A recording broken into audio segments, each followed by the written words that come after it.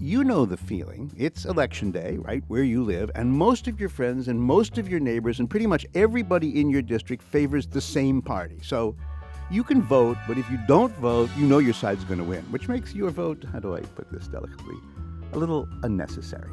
Or maybe it's the opposite. So many people in your area like the other party, you are such a pitiable minority that whether you vote or not, you know you're going to lose today. So either way, going to vote seems a waste of your time. In a way, the game's been fixed.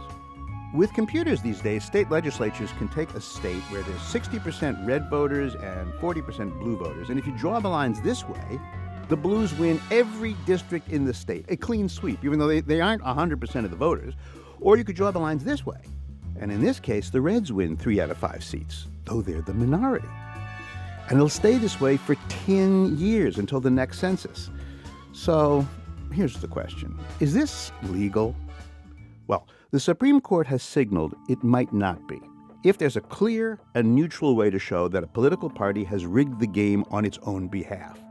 And when you consider how much political power depends on these lines, the stakes here are enormous. So 2 professors created a simple formula, a mathematical way to say the game has been rigged. Basically, they ask how many voters in this state could say, yesterday my vote didn't matter, or putting it another way, how many votes does the winner really need to win?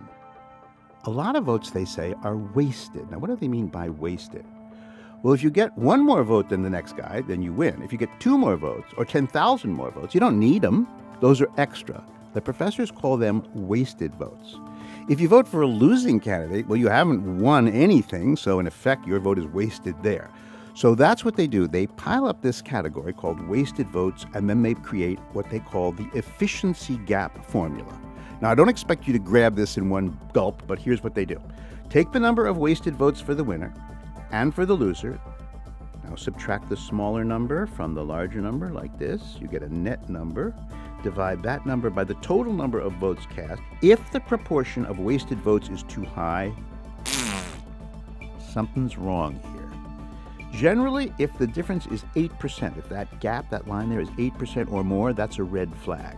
In Wisconsin, in the 2012 elections, the efficiency gap was 13.3%. The lower courts say this is unconstitutional. The Supreme Court will hear the case in October, and if the court agrees, then every district line in the country can be re-examined in every state in the nation.